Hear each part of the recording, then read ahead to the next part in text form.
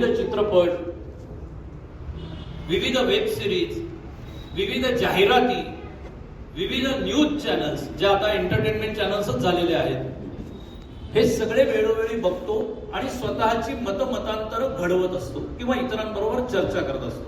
तसंच जो कोणी वाचक वर्ग आहे तो विविध कविता, विविध कादंबऱ्या, विविध साहित्य, विविध ललित लेख हे वाचत असणार आणि त्याचा आपल्यावरती झालेला परिणाम इतरांबरोबर शेअर करत असणार.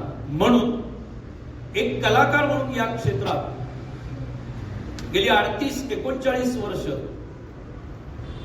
ज्याला चळवळीचं स्वरूप कधीच आलं नाही, पण तरी आता हळूहळू एका विशिष्ट गटाच्या चळवळीमधला एक पाईक म्हणून मला आलेले अनुभव आणि कशा पद्धतीने हे युद्ध चालू आहे, काय याचं नक्की महत्व आहे, याचा समोरच्यावर किती परिणाम होत असतो, कसा परिणाम होत असतो आणि किती नकळत परिणाम केला जात असतो लिहिलेल्या एखाद्या फराट्यामुळे, आपण एकमेकांबरोबर आता शेअर करणं असं मला वाटतं. सो याची सुरुवात मी माझ्या संघात झालेल्या प्रवेशापासून करणार आहे की त्यावेळेला या क्षेत्रातली पार्श्वभूमी कशी होती. मी इयत्ता 7वी-8वी मध्ये साधारण राष्ट्रीय स्वयंसेवक संघाच्या समर्थ सायम, जी कमला नेहरू पार्कच्या जवळ भरणारी शाखा होती, त्या शाखेमध्ये जायला सुरुवात केली. आणि खरोखरी अगदी प्रामाणिकपणे सांगायचं तर असं कोणी मला बोलवायला आलं होतं, कुठले तरी एक विशिष्ट कार्यक्रम होता, संपर्क होता, संपर्क साधण्याच्या ह्याच्या निमित्ताने कोणीतरी एक स्वयंसेवक आला होता वगैरे, असं काहीही झालं नव्हतं. मी चालत गेलेलो होतो. आमच्या भांडारकर रोडला कर्नल करंदीकरांचा बंगला होता, त्याच्या समोरच्या मोकळ्या पटांगणामध्ये समर्थ सायम भरायचे आणि मी जायला लागलो आणि मी जे गेलो ते आजपर्यंत तिथेच आहे, म्हणजे समर्थ साहेब मध्ये नाहीये, राष्ट्रीय स्वयंसेवक संघाशी संबंधित आहे. तिथपासून 87 साली माझा थेट रंगभूमीशी संबंध आला. तोपर्यंत माझं 2य वर्ष झालेलं होतं आणि मी म्हणायचं नाही पण चांगलाच कार्यकर्ता होतो. तोपर्यंत मी आमच्या डेक्कन जिमखाना मंडळाचा मंडल प्रमुख होतो. माझ्या मंडळामध्ये फुलाच्या वाडीची शाखा आणि फर्ग्युसन कॉलेजच्या बरोबर समोर ओले रोड आणि फर्ग्युसन कॉलेजच्या रोडच्या मध्ये 1202 नावाची त्या नंबरची एक वस्ती आहे, त्या वस्तीमधली शाखा, अशा 2 शाखा माझ्या मंडळामध्ये येत होत्या आणि मी चांगल्यापैकी कार्यरत होतो. आता आमच्या रवींद्रजींशी, माननीय संघचालकांशी मगाशी आम्ही अनौपचारिक गप्पा मारत असताना माझा एक शेवटचा विषय राहिला होता, ती आठवण मी सांगणार आहे. कारण तिथनं आजपर्यंत तो विषय माझ्या डोक्यात, की एखादं वाक्य एखाद्या बौद्धिकाच्या वेळेचं सांगितलेल्या एखाद्या विचारांचं ते तुमच्या मनावर कायम स्वरूपी ठसतं आणि ते तुमच्या विचारांचं नॅरेशन होतं, असं माझ्या बाबतीत झालेलं आहे.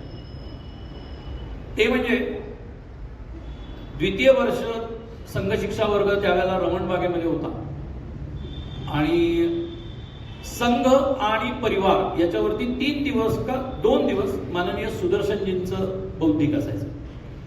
आता इथे खूपसे स्वयंसेवक आहेत, दुपारच्या बौद्धिकाला खूप कमी लोक जागृत असतात,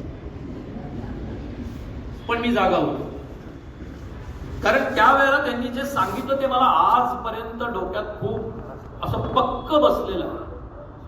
जसं काही जणांच्या जे साधारण 66 ते 71च्या काळामध्ये जन्मले असतील आणि ज्यांनी दीवार सिनेमा बघितला असेल आणि नंतर बघितला असेल, त्यांना जसं ते एक डायलॉग खूप डोक्यात बसलेला असतो, पीटर तुम मुझे बाहर ढूंढ रहे थे और मैं तुम्हारा यहाँ इंतजार कर रहा था, किंवा कितने आदमी थे, हे जसे भिनलेले आहेत डोक्यात. तसं आधी मी आता हा स्क्रीन प्ले सांगितला तुम्हाला, त्या संघ शिक्षा वर्गातल्या दुपारच्या बौद्धिकाच्या वेळेला माननीय सुदर्शनजींनी जे सांगितलं ते माझ्या मनावर इतकं ठसलं. त्यावेळेला त्यांनी असं सांगितलं होतं की संघाचे शत्रू कोण, तर पटकन आपण पॉलिटिकली त्या याच्या वेळेच्यानुसार पटकन काँग्रेस असा एक आपला हे घेतला जातो.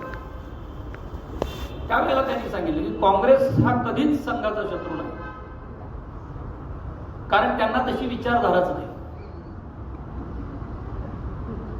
आपले खरे शत्रू ज्यांचा जन्म आपल्या जन्माच्या आसपासच झालेला आहे, 1923, 24, 25 याच कालखंडात झालेला आहे, तो म्हणजे कम्युनिझम. हा आपला खरा शत्रू आहे.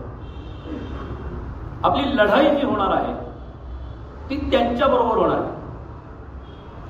आत्ता ज्या वेळेला मी त्या वाक्याचा पुनर्विचार करत असतो, पुन्हा पुन्हा ते ऐकत असतो, पुन्हा पुन्हा मनामध्ये वेगवेगळे अनुभव माझ्या क्षेत्रातले आल्यानंतर जेव्हा बोलवत असतो त्यावेळेला मला त्याची सत्यता पटत असते किंवा त्याचं दूरदर्शित्व पटत असते. किती खोल रुजलेली लढाई आहे. कुठल्या तरी एका राज्यातनं त्यांना उलथून टाकलं किंवा कुठल्या तरी 2 राज्यामधल्या निवडणुकीमध्ये आपण काहीतरी, हे झालं राजकीय त्या वेळेचे झालेल्या या लढाई आहेत. म्हणजे अंतिम युद्ध, अंतिम लढाई ज्याला म्हणतो, त्याच्यासाठी शेवटपर्यंत त्यांनाच लढावं लागणार आहे. कारण तेही आपल्यासारखे विचार दृष्टीने केडर बेस्ड आहे. त्यांच्याकडे सुद्धा स्वयंसेवकांची फळीच्या फळी आजही आहे, अजूनही कार्यरत आहे. समाजाच्या विविध क्षेत्रांमध्ये ते आहेत, तसेच ते कला क्षेत्रातही आहेत. कला क्षेत्रातले ते वेगवेगळे नॅरेटिव्ह प्रस्थापित करण्यासाठी हिरिरीने, मग ते वर्तमानपत्रांचे संपादक असतील, विविध जर्नलिझमच्या इन्स्टिट्यूटमधनं बाहेर पडलेले आत्तापर्यंतचे जर्नलिस्ट असतील, विविध कार्यशाळांमधून रंगकर्मी म्हणून आलेले आणि आता नाटक, प्रायोगिक नाटक द बॉक्समध्ये बॉक्स नंबर 1, बॉक्स नंबर 2 वगैरे अशा विविध रंगमंचांवर सादर करणारी नाटकं करणारे असतील, चित्रपटामध्ये असतील, राष्ट्रीय पुरस्कार प्राप्त चित्रपटांमधनं त्यांचं नॅरेशन देणारे असतील. हे सगळे एका विशिष्ट विचारांनी त्यांच्या कलाकृती काम करण्यासाठी वापरत असतात आणि ते बऱ्याचदा आपल्या विचारसरणीच्या विरोधात काम करत असतात. आता 1987 साली जेव्हा मी या क्षेत्रात आलो त्यावेळेला आज अशा विषयावर बोलायला, कौटुंबिक मेळाव्यामध्ये हा विषय मांडायला, किंवा माझ्या आधी सुद्धा जे 2-3 जण आले असं सांगितलं गेलं, ते सगळे माझ्या क्षेत्रातल्या जवळपासच्या क्षेत्रातलेच होते. म्हणजे राहुल सोलापूरकर असतील, चारू आपळे असतील. अशी वेळ यायला सुद्धा 30 ते 35 वर्ष लागली आहे लक्षात. याला कारण आपण माणूस घडवत राहिलो. मला जे वाटतं 87 साली ज्या वेळेला माझे आधीचे जे कार्यवाह होते उदय इंदूरकर, जे आता नाहीत आपल्याला, आणि आमचे भाग कार्यवाह होते बाबासाहेब चव्हाण, त्यांना जेव्हा कळलं की हा आता नाटका बिटकात जायला लागणार आहे, त्यावेळेला वेगवेगळ्या म्हणजे आपली एक टेक्निक असते. आता या अनेकांना अनुभव असेल की जरा इकडं तिकडं करतोय माणूस असं म्हटलं की बरोबर 6:15 वाजता येणार, गाडीवरनं हॉर्न मारणार, खाली घेणार आणि शाखेत घेऊन जाणार. मग त्यांना वेगवेगळ्या वेळेला रविवारचं सांघिक असेल, असं असेल, त्याला मुद्दामून घेऊन जाणार आणि मग त्याच्यानंतर चहा पिता पिता त्याच्यावर बघा कुठली नाटकं बिटकं करतोस योग्य, हे काय आपलं क्षेत्र आहे का, आता यंदा 3य वर्षाला जायचं बरं का वगैरे, असं वेगवेगळे त्यांची पद्धत आहे आणि ती फार गोड असते. आजही त्या सगळ्यांची माझा त्यावेळेच्या पासूनचा संबंध आहे, कारण मी स्वयंसेवक आहे, स्वयंसेवक होतो, स्वयंसेवक राहणार आहे. पण हे त्यावेळेला कळत नव्हतं आणि त्यावेळेला नाट्य क्षेत्रात जाऊ नये, मी त्या ह्याच्यामध्ये जाऊ नये यासाठी संघाने प्रयत्न केले. कारण संघाने त्या क्षेत्राकडे तशा अर्थी तेव्हा लक्षच दिलं नव्हतं, ज्याला आपण प्रचार आणि प्रसाराचं हे म्हणतो. आज आता संघाचा आपला स्वतःचा प्रसार विभाग आहे. वेगवेगळ्या ठिकाणी वेगवेगळ्या पद्धतीने विचार मंथन जे होत असतं तिथे आपले विचार मांडण्यासाठी, आपल्या विरुद्ध विचारांना तिथल्या तिथे काउंटर करण्यासाठी अशी आपली एक रचना तयार झालेली आहे. गेल्या 10-15 वर्षापासून हे काम चालू आहे. पण 87 साली असं काही नव्हतं. 87 साली तू किती जण आणणार, तू आता गटनायक आहेस, तुझ्या याच्यामध्ये 7 जण आले पाहिजेत, नव्याने अजून 2 जण आले पाहिजेत, तो पलीकडच्या गल्लीमधला अमुक श्रीकांत अजून आलेला नाही, श्रीकांतशी त्याला बोलून घ्या, उद्याच्या संघस्थानावर तो येईल असं बघा. याच पद्धतीचं काम आणि त्या पद्धतीने करतही होतो, केलंही होतं. पण नाटकामध्ये मी ज्या वेळेला त्यावेळेला नाटकाची परिस्थिती काय होती, नाटकामध्ये त्यावेळेला घाशीराम कोतवाल, महानिर्वाण, थिएटर अकॅडमी नावाची संस्था, परिचय नावाची संस्था, या संस्था रंगकर्मींमध्ये अतिशय प्रसिद्ध होत्या. ही थिएटर अकॅडमी काय? तर भालबा केळकरांच्या प्रोग्रेसिव्ह ड्रॅमॅटिक असोसिएशन या संस्थेतनं आता याच्यापुढे घाशीरामचे प्रयोग करू नका असं सांगितल्यानंतर फुटून बाहेर पडलेली आणि घाशीरामचे प्रयोग करत राहणारी अशी ही संस्था. ते त्यांनी केली, ते गाजले, ते त्यांच्या पद्धतीने खूप वरपर्यंत पोहोचले, मोठे झाले. पण काय पद्धतीने नाटकाच्या माध्यमातून, चित्रपटाच्या माध्यमातून माझ्यावर संस्कार झाले आणि केवळ संघाचे संस्कार, त्या विचारसरणीचे संस्कार अत्यंत ठाम होते आणि मला मनोमन पटले होते, म्हणून मी इथं राहू शकलो. अन्यथा तो कालखंड असा होता की तुम्हाला जर करिअर करायचे असेल, तुम्हाला जर या क्षेत्रामध्ये पुढे काही करायचं असेल तर तुम्हाला आमच्या पारंबीला लोंबकाळावंच लागेल. अशा पद्धतीने ती इकोसिस्टीम जी आज तागायत तयार आहे. प्रशिक्षण वर्ग त्यांचे, प्रशिक्षण वर्गातून पुढे गेल्यानंतर रंगभूमीवरती संधी मिळण्याची सर्व व्यासपीठं त्यांची, दिग्दर्शक त्यांचे, लेखक त्यांचे. नंतर तिथून पुढे आणखीन तुम्ही काही करणार असाल तर वेगवेगळ्या मिळणाऱ्या स्कॉलरशिप्स असतील, फेलोशिप्स असतील, सगळ्या याच्यावरती त्यांची माणसं, त्यांच्या विचारसरणीची माणसंही बसलेली होती. आणि हे 1970 सालापासून चालत आलेलं अतिशय पद्धतशीरपणे 1970 सालापासून कला क्षेत्र, साहित्य क्षेत्र, शिक्षण क्षेत्राचा मला स्वतःला एवढा अनुभव नाहीये त्यामुळे मी त्याबद्दल बोलणार नाही, परंतु कला क्षेत्र, साहित्य क्षेत्र आणि पत्रकारिता याच्यामध्ये फार पद्धतशीरपणे प्रशिक्षित तरुणांच्या फळ्याच्या फळ्या या कार्यरत कशा होतील. आणि म्हणजे जे मी नेहमी म्हणतो तसं की हे स्लीपर सेल्स आहेत, हे त्यांचं पोटा पाण्यासाठीचं काम करत असतात, हे करत असतात. पण जेव्हा केव्हा जो काय म्हणतो तसं एक आदेश आला, फतवा आला की बरोबर ते त्यांच्या पद्धतीने त्यांना ठरवून दिलेलं नॅरेशन बोलायला सुरुवात करतात. चित्रपटाच्या याच्यामधून तुम्ही म्हणजे माझ्यावर झालेले परिणाम काय होते की 70च्या दशकामध्ये समांतर चित्रपट, मग अंकुर, त्याच्यानंतर मंथन, त्याच्यानंतर निशांत वगैरे अशा पद्धतीचे ज्याला प्रायोगिक सिनेमा म्हणतात, अशा सिनेमांचा बोलबाला सुरू झाला होता रंगकर्मींमध्ये, किंवा जे आपल्या पद्धतीने वेगवेगळ्या पद्धतीने शिकून याच्यामध्ये काही काम करू इच्छित आहेत अशा पद्धतीचे सिनेमा. आता हा कमर्शियल सिनेमामध्ये आपण जर कमर्शियल प्रेक्षकांचा विचार केला तर तो कधी त्या समांतर चित्रपटांकडे वळलाच नाही. हे चित्रपट हे पुरस्कारांसाठी बनवले जायचे, प्रेक्षकांसाठी बनवले जायचे नाही, कारण ते 4-5 दिवसात थिएटरमधनं बाहेर पडायचे किंवा थिएटरला ते लागायचेच नाही. परंतु त्याच्यातनं वेगवेगळे कलाकार तयार झाले हे लक्षात घ्या, वेगवेगळ्या विचारसरणीचे. म्हणजे एक मूर्तिमंतन चांगलं उदाहरण म्हणजे नसरुद्दीन शहाजींचं आहे की तो कलाकार तयार झाला आणि आज समाज मानसामध्ये आघाडीने स्वतःचे विचार अत्यंत ब्लंटली आणि मुद्दामून काहीतरी कुणाला तरी चिमटे काढण्यासाठी एक सांगितल्या पद्धतीने बोलणं किंवा विविध आवेदनांवरती पहिल्या सह्यांमध्ये सही करणं, हे सगळं करणारा घडलेला कलाकार हा त्या 70च्या दशकामध्ये समांतर चित्रपटातून घडलेला होता. त्यावेळेला माझ्या विचारसरणीचे मला माहिती असलेले फक्त 2च चित्रपट करते आणि संगीतकार होते, ते म्हणजे राजदत्त आणि बाबूजी. याच्या पलीकडे आमची पळीच नव्हती, याच्या पलीकडे आम्ही जातच नव्हतो आणि मला त्यांच्यापर्यंत पोचता आला नाही. आणि पोचलो असतो तरी खूप काही परिणाम झाला असता असं मला वाटत नाही, कारण कितीही आपण आपल्याला त्यांचं खूप कौतुक आणि अभिमान असला तरी त्यांना एका सीमित याच्यामध्ये ठेवलेलं होतं. त्यांना राष्ट्रीय कधीच होऊन दिलं नाही, या इकोसिस्टीमनी त्यांना कधीच राष्ट्रीय होऊन दिलं नाही. त्यांना मराठी पुरतच नाही तर त्यांची कपॅसिटी खरोखरी राष्ट्रीय पातळीवरती काही करण्याची होतीच, वादच नाही. पण त्यांना तेवढ्या पुरतच मर्यादित ठेवलं गेलं.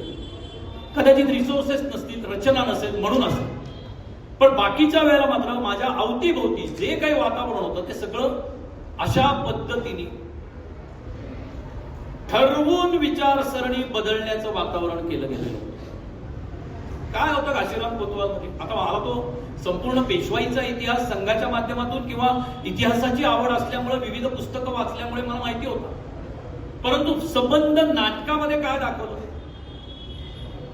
तर एक स्त्री लंपट पेशव्यांचा मुख्य दिवाण आणि त्यांनी जे घडवून आणलं ते नाट्य दाखवलं गेलं. ते मी पुन्हा म्हणलो की दिग्दर्शक अतिशय चतुर होता.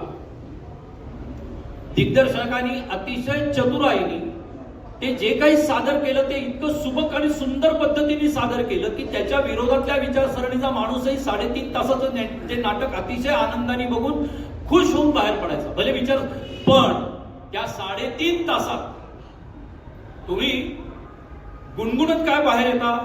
श्री गणराय नर्तन करी आम्ही पुण्याचे बामण हरी, बामण हरी नर्तन करी श्री गणराय फेरकी धरी. नांदीमध्ये त्याला आपण म्हणतो नाटकाची सुरुवात ही नांदीने असते. ती पारंपरिक पद्धतीने नांदी त्यांनी सांगितली, पण त्या नांदीमध्ये गणरायाला रिद्धी सिद्धी बरोबर नाचवलं.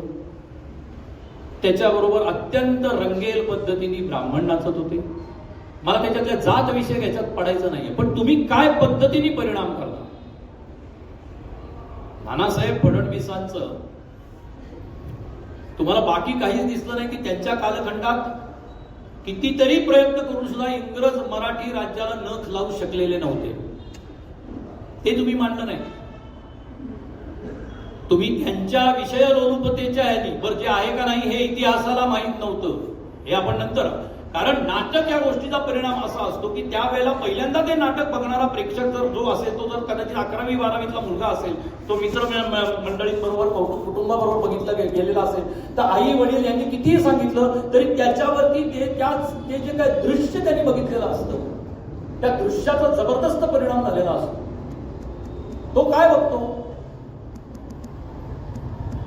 तर एक साधारण 60 वर्षाचा दिवाण प्रमुख कारभारी पेशवा इथला हा एका 16-17 वर्षाच्या मुलीच्या मागे या बागेमध्ये रंग उडवू चला सख्या चला बागामध्ये अशा गाण्यावरती ताल धरून नाचताना दिसतो.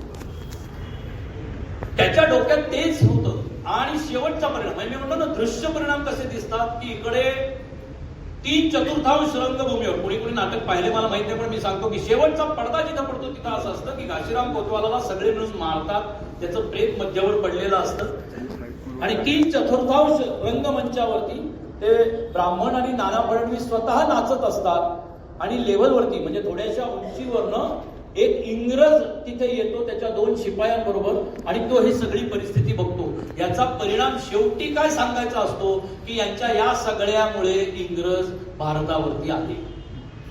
इंग्रजांना एक सापटी मिळाली, एक फट मिळाली आणि इंग्रज घुसले.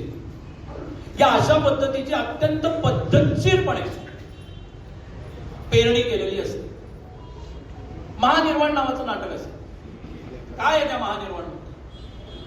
मला इथपर्यंत ठीक आहे की तुमच्या आपल्या हिंदू अंत्यसंस्कारांवरती अत्यंत भेदक आणि अतिशय क्रिएटिव्ह पद्धतीने त्याच्यावरती टीका केलेली आहे, त्याच्यावरती मजा घेतलेली आहे. त्याला आपण ब्लॅक कॉमेडी असं म्हणतात. रंगभूमीच्या भाषेमध्ये त्याला ब्लॅक कॉमेडी असं म्हणतात.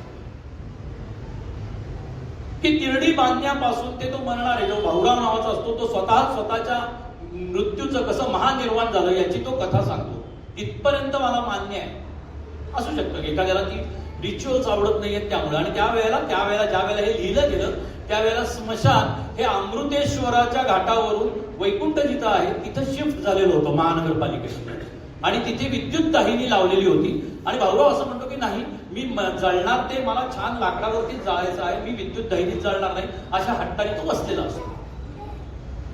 इथपर्यंत छान हे सगळं होतं. मला खटकलं कुठं, आणि मला ते तेव्हाही खटकलं होतं की तुम्ही काय दाखवणार आहात.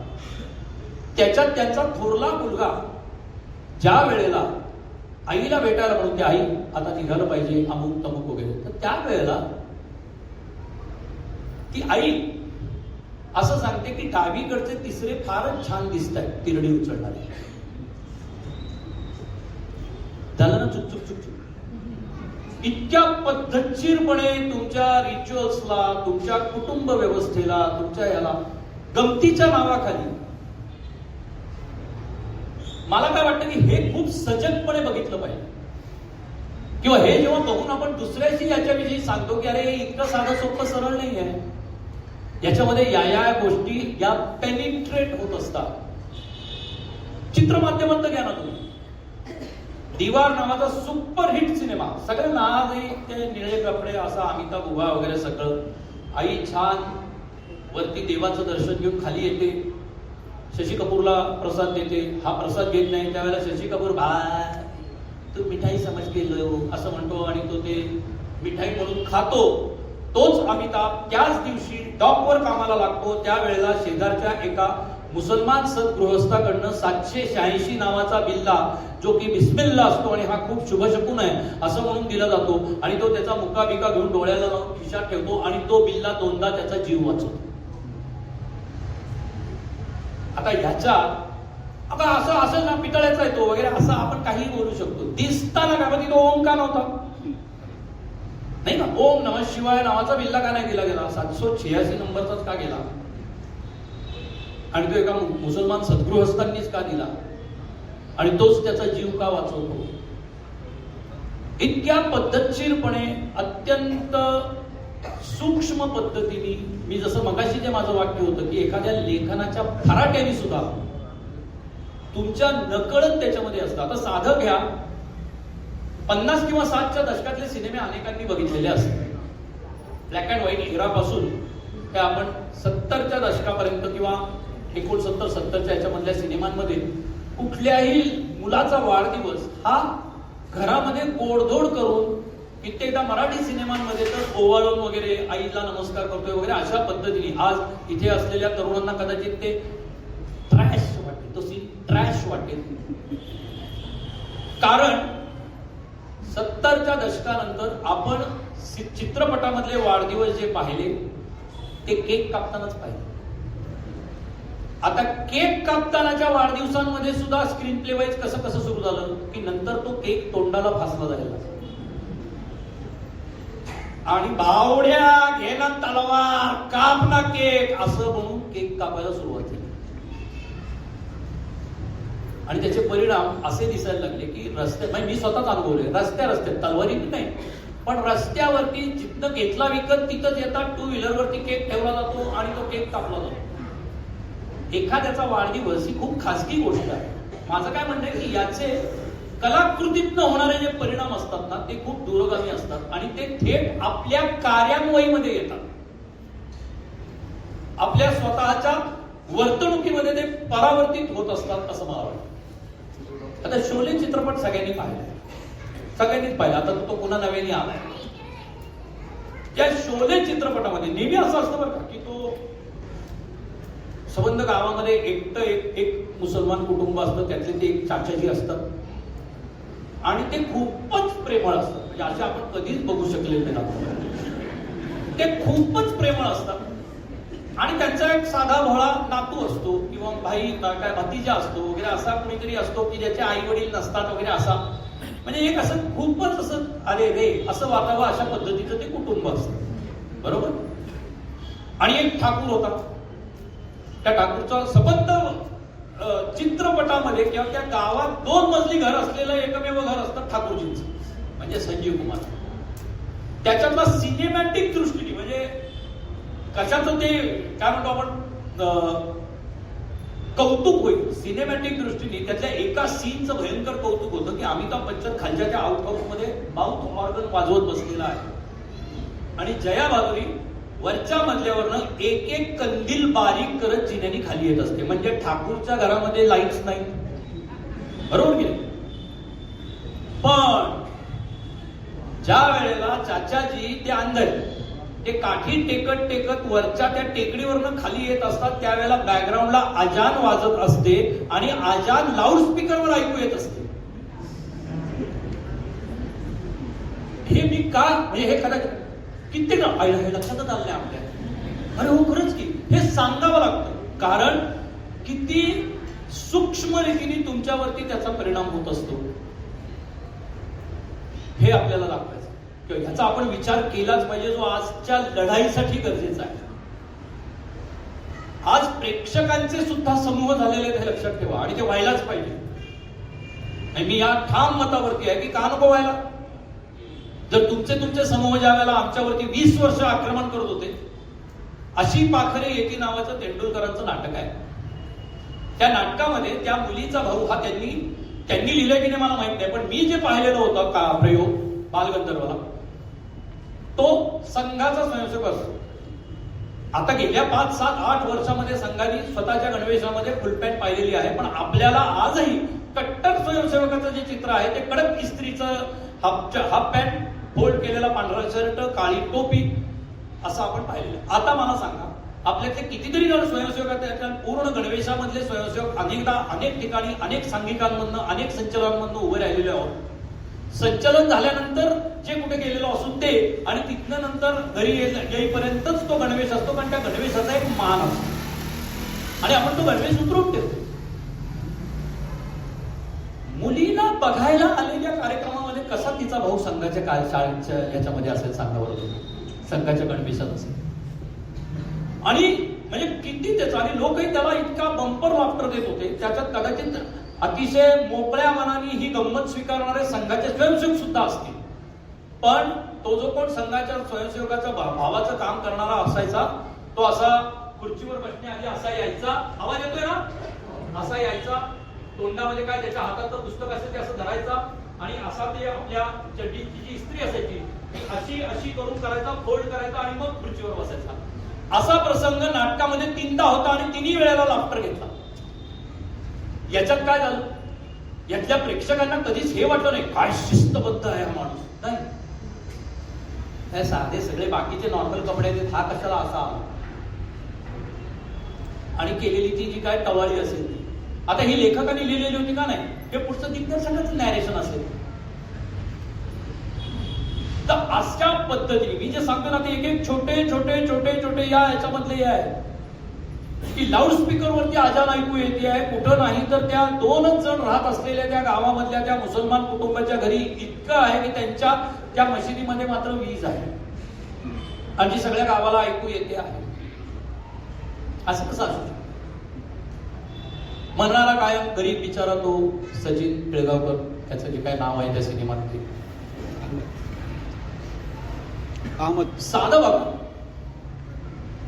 त्या सगळ्या सिनेमांमधून तुम्ही एक एक एक एक एक सिनेमे काढून बघा, आणि आपण स्टॅटिस्टिकल डाटा जर काढला तर 1 किंवा 2% हे असेल, पण 90 ते 95% मध्यमवर्गीय एखाद्या स्त्रीवर, मुलीवर, कुटुंबावर अत्याचार करणारा हा बऱ्याचदा लाला असतो.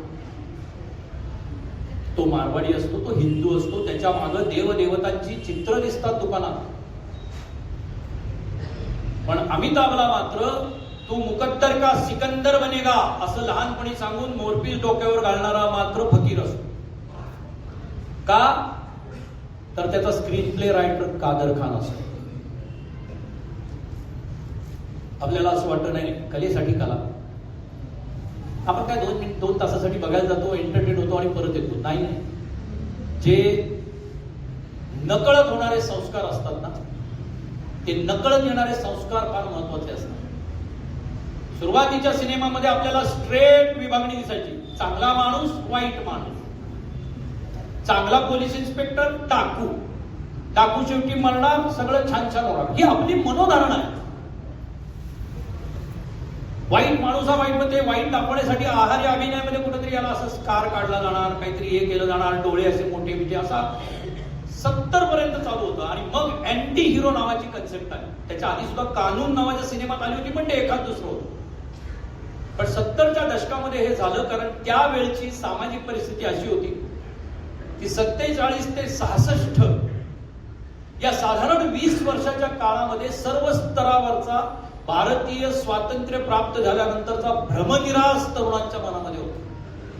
ही सगळी स्वप्न खोटी होती. नेते गांधी टोपी, साधं बघा, गांधी टोपी ही काय कारणाने घातली गेली आणि नंतर आज आपल्या मनात गांधी टोपीची प्रतिमा काय आहे, ही कुणी घडवली? ही सिनेमांनी घडवली.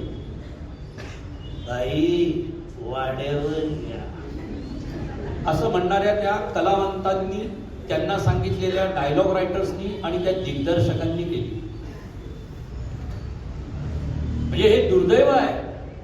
पुरुष नावाच्या नाटकामध्ये त्याला टाळ्या वाजतात, आणि म्हणून म्हणजे मला काही वेळा नाना पाटेकरांचं आणि मेन नाना पाटेकरांचंच, कारण विजयाबाईंनी त्याला किती होकार किंवा नकार दिला मला माहिती नाही, पण नको त्या गोष्टीला प्रेक्षक टाळ्या वाजवतायत आणि नको त्या विचारांना प्रेक्षक डोक्यावर घेतायत हे म्हटल्यानंतर नानांनी पुरुषचे चालू असलेले धोधो चालणारे प्रयोग बंद करून टाकले.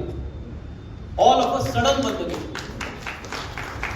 त्याच्यामधला एक हे असा होता की ज्या वेळेला त्या मुलीला, त्या शिक्षिकेला बलात्कार म्हणजे धरून पकडून आपल्या खोलीत घेऊन जातात तर ती किंचाळत असते. त्यावेळेला तो जिल्हा परिषदेचा अध्यक्ष गुलाबराव त्याच्या त्या शिपायाला किंवा जो कोण सहाय्यक असतो त्याला असं सांगतो, अरे डोक्यावरची गांधी टोपी कोंब ना तिच्या तोंडात, नाही तर टोपीचा उपयोग कधी होणार. हे वाक्य अंगावर काटा येणार आहे. जयवंत दळवींनी जे लिहिलंय ते फार वेगळ्या कारणाने लिहिलंय, पण प्रेक्षकांच्या मनात असलेल्या नाना पाटेकरांच्या अभिनयाच्या कल्पना, त्यांना असलेलं नाना पाटेकरांच्या अभिनयाचं कौतुक आणि पाटेकर त्या पद्धतीने तिथे जे काय करत होते ते, त्या सगळ्यांनी अत्यंत विरुद्ध अर्थाने प्रेक्षकांनी ते घेतलं आणि प्रेक्षक त्या याला टाळ्या वाजवायचे. म्हणजे 2-5 प्रयोग असं झालं की नानांनी तिथे प्रयोग थांबवला आणि प्रेक्षकांची लाज काढली की अरे ते दळवी रडत असतील आता घरामध्ये, या डायलॉगला जर तुम्ही टाळ्या वाजवत असाल तर काही कळतंय का तुम्हाला. आणि त्याच्यावर त्यांचं खूप विचार मंथन झालं. म्हणजे असेही कलाकार आपण पाहिलेले, खूप विचार मंथन झालं. त्यावरती नंतर काही प्रयोग नाना पाटेकर नुसते, कारण त्यावेळेला त्यांचा अंकुश, प्रतिघात वगैरे हे सिनेमे तुफान चालले होते आणि नाना सुपरस्टार झालेले होते. प्रेक्षकांच्या मनामध्ये नाना नावाचं एक गाडूड होतं आणि ते पडदा उघडायचा आणि ते आहेत त्या कपड्यामध्ये, कारण त्यांची एंट्री उशिरा असायची त्यामुळे ते साध्या कपड्यामध्ये रंगमंचावर यायचे. लोक आहे नाना शिट्ट्या बिट्ट्या टाळ्या बिळ्या वाजवायचे. 2 मिनिटं तो सगळा धिंगाणा झाल्यावर नाना म्हणजे झालं. आता नाटक बघा, ते खूप गंभीर नाटक आहे, ते वेगळ्या विषयावरचं नाटक आहे. तुम्ही जर अशाच पद्धतीने माझी प्रतिमा मनामध्ये घेऊन ते नाटक पाहिलं तर तुम्हाला नाटक कळणार नाही. त्या नाटकाचा जो एक अनुभव, अस्सल अनुभव असतो तो तुम्हाला येणार नाही आणि ते परत जायचं. पण या सगळ्याचाही फारसा परिणाम होत नाहीये म्हटल्यानंतर त्यांनी नाटकच बंद करून टाकलं. सांगायचा उद्देश याच्यातला असा आहे की खूप कळत नकळतपणे प्रेक्षकांवरती कलाकृती फार गंभीर परिणाम करत असते. आपण जसं म्हणलो की अँटी हिरो तिथपासून यायला लागला. तो अँटी हिरो का, ते जसं मी म्हणलो की सामाजिक हे अशी होती की तोपर्यंत लोकांचा भ्रमनिरास, पहिल्या 20 वर्षामध्ये काही घडत नाही असं लोकांच्या लक्षात आल्यानंतर जो मेरे हक का है वो मैं छीन लूंगा अशा एका विचारसरणीचे हिरो यायला सुरुवात झाली. अगर विनती करने से नहीं मिलता तो मैं छीन के लूंगा, मार के लूंगा, मुझे कोई फरक नहीं पड़ता. अशा पद्धतीने मी हे आता मुद्दामून हिंदी आणि मराठी, कारण मराठीला केव्हा साईडलाईट केलेलं होतं. हिंदी ही आपली आहे कारण मराठी प्रेक्षक हा बराचसा हिंदी चित्रपटांचा प्रेक्षक आहे. काही वेळेला मराठी चित्रपटापेक्षाही तो हिंदीचा प्रेक्षक आहे, म्हणून मी ही हिंदी चित्रपटातली उदाहरणं सांगतो. आणि मग संपूर्ण 80च्या दशकापर्यंत या अशा पद्धतीचे अँटी हिरो म्हणजे व्हिलन आणि हिरो याच्यामधली आपल्या मनातली कथानकामधली रेषाच पुसली गेली. मग त्याच्यानंतर खलिस्तानवाद म्हणजे पॉलिटिकली देशामध्ये काय काय चालू झालेलं होतं तर खलिस्तानवाद झालेला होता. हळूहळू काश्मीरचा प्रश्न यायला लागला आणि मग अत्यंत म्हणजे मला हे माहित नाही की कोण असं कुठेतरी एकत्र बसून या पद्धतीने विचार करतात का काय, मला माहित नाही. पण कदाचित एक विचाराचे असल्यामुळे असेल किंवा हे असेल, चित्रपटांमध्ये एक गोष्ट अशी यायला लागली. त्याचं एक मूर्तिमंत उदाहरण आपण माचीस नावाच्या सिनेमापासून करू. गुलजारजींचा माचीस नावाचा चित्रपट आहे. गाणी बिणी सुंदर लिहितात गुलजारजी, आपल्याला सगळ्यांना माहिती आहे, उत्तम गाणी लिहितात. त्या माचीस चित्रपटात काय दाखवतो, म्हणजे कथानकच असं बांधलं की पोलिसांच्या अन्यायामुळे माणूस दहशतवादाकडे वळला.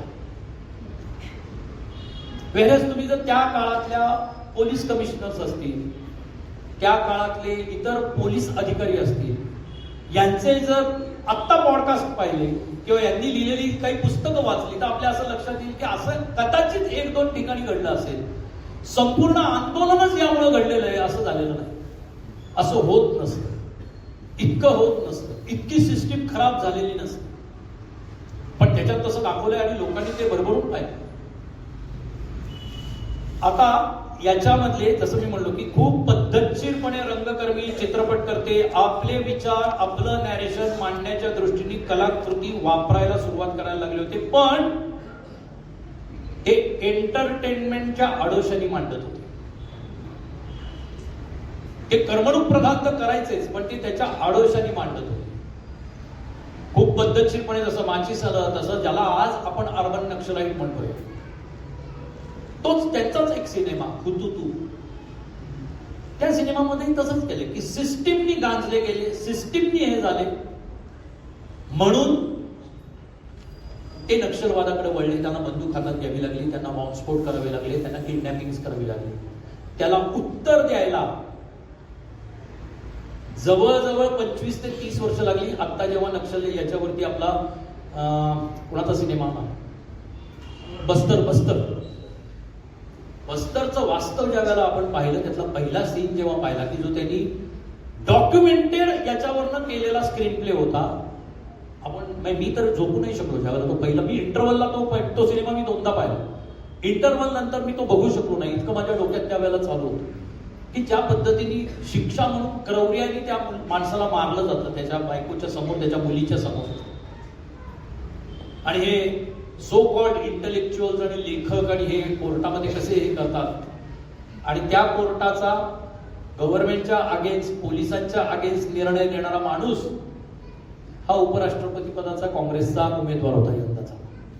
तो जो न्यायाधीश होता तो. लिंक्स तशा असतात.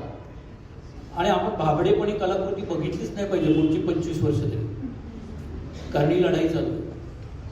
आपण प्रत्येक वेळेला हे जाणून ओळखून बघा ना, नक्की बघा, सर्व प्रकारच्या कलाकृती बघितल्या पाहिजेत, पण त्या वेळोवेळी पडताळून पाहिल्या गेल्या पाहिजे. त्या वेळोवेळी इतिहासाच्या कसोटीवर घासून पुसून मगच त्याला ऍप्रिशिएट केलं पाहिजे. रादर आपण ऍप्रिशिएट करतच नाही, आपण फक्त आपला पैसा वसूल झाला त्यावेळेचा 2.5 तास टाइमपास झाला, पण कदाचित आपल्या बरोबर त्यावेळेला सिनेमाला आलेल्या 2 जणांच्या मनामध्ये वेगळं विचारचक्र सुरू झालेलं असू शकतं.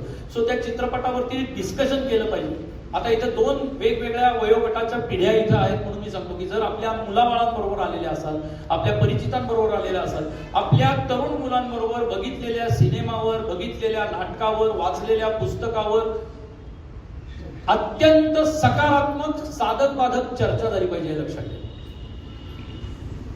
ग्लोबलायझेशनच्या काळामध्ये 1990च्या दशकात शाहरुख नावाचा एक सुपरस्टार जन्माला आणि त्याचा दिलवाले दुल्हनिया हा चित्रपट शोलेची रेकॉर्ड ब्रेक करणारा होता. मी त्या याच्यामध्ये त्यावेळेला म्हणजे शाहरुख फॅन्स मध्ये मी कधीच नव्हतो, पण जे काय करत होतं ते इतरांना आवडत होतं म्हणून मलाही आवडत होतं. आज ज्या वेळेला मी त्याचा विचार करतो की काय पद्धतीने आमच्यावरती दृश्य मारली जातात, काय हो दृश्य. महाविद्यालयीन परीक्षेत नापास झालाय म्हणून वडिलांबरोबर बियर पितो. पहिलं की तो नापास झालाय म्हणून वडीलच अनुपम खेरच त्याला बियर देतात आणि ते स्वतःच्या वडिलांच्या आजोबांच्या फोटोपासून दाखवतात, हे कधी नापास झाले होते, हे किती शिकले होते, हे कुठलं कुटुंब दाखवताय तुम्ही. आणि मग ज्या वेळेला साधारण 10वी 11वीत कमी मार्क पडलेला आपला मुलगा ते बघतो आणि घरामध्ये वडील आजोबा सगळे कपाळाला आठ्या लावून आपल्याकडे बघतायत, आपण अभ्यास करतो का हे बघतो, त्यावेळेला त्यांना शाहरुख आठवत असतो. रिबेल तिथं सुरू होतो खूप नकळत. आणि काय तर तुझा फिरायला, आणि मग एक मुलगी पण येते कुठं तरी फिरायला, आणि मग त्यांचं प्रेम. बरं, हे सगळं मुद्दामून दाखवायचं कुठं तर तुमच्या आजूबाजूच्या क्षेत्रापेक्षा वेगळं कुठंतरी, इंग्लंड, लंडन, युरोप, तिथलं घर तशी असावी. कुठलं घर आहे. आता तो असं म्हणतो अनेक पॉडकास्ट मध्ये की माझ्या स्वप्नातलं घर होतं ते दुसरा कुठला तो करिश्मा कपूर, माधुरी दीक्षित आणि त्याचा एक जो पिक्चर आहे त्या पिक्चर तो पाहिला, त्याच्यामधलं जे त्याचं घर आहे ते त्याच्या स्वप्नातलं घर होतं बरं का. की तिथं आतमध्ये सायकलही चालवता येईल, तिथं आतमध्ये वेंडिंग मशीन असेल ज्याच्यामधनं कोल्ड्रिंक पिता येईल, बिअरचे कॅन उघडता येतील, आणि मध्ये कुठल्या तरी दिवाणखान्यामध्ये सगळ्यांना नाचायची प्रॅक्टिसही करता येईल, असं एक त्याच्या स्वप्नातलं घर होतं. त्यांनी त्याप्रमाणे मन्नत बांधला. आपण 2 BHK 3 BHK झालं तर 2 मजल्याचा एक बंगला, ज्याच्यामध्ये वरच्या मजल्यावर धाकटा भाऊ राहत असतो, खाली आपण असतो, आई वडीलही आपले असे असतात. आजही आपल्याकडं अजूनही सायकल, 2 व्हीलर या बाहेर पार्किंगसाठी वेगळी जागा करतो ना आपण. आला समजा आपला मुलगा आणि मुलगी करून वरती उतरून, तर आपण त्या दिवशी भांडू त्याच्याशी. आणि तो जर म्हणला की दिल तो पागलमध्ये नाही का, आता तो तसाच आला आणि त्यांनी गोल गोल गाडी फिरवली माधुरी दीक्षितच्या भोवती, परिणाम तसे करत असतात. कोण कुठला फना नावाचा सिनेमा, जिथं आता काश्मीर प्रश्न सुरू झाला, काश्मीर प्रश्नाच्या बाबतीत तर फना, मिशन काश्मीर हे 2-3 सिनेमे असे आहेत मी बघितले की काहीतरी त्यांनी ठरवूनच केलेलं होतं की काश्मीर प्रश्न हा नाहीच, मुळी मुसलमानांनी आणि पाक व्यक्त काश्मीर मधल्या अतिरेक्यांनी हा केलाच नाहीये. हा पोलिसांनी निर्माण केलेला प्रश्न आहे. काश्मीर प्रश्न हा राजकारणी, पोलीस आणि तिथलं प्रशासन यांच्या भ्रष्टाचारासाठी आणि यांच्या व्यवसायासाठी वापरले जाणारे फंड याच्यातून होत असणाऱ्या अन्यायांमुळे हा सिनेमा होतो आहे. अशा पद्धतीची संपूर्ण रचना करून तुमच्या पुढे सिनेमा येतो. तो भोळा बाबडा कायम एखाद्या शिक्षकाचा मुलगा असतो.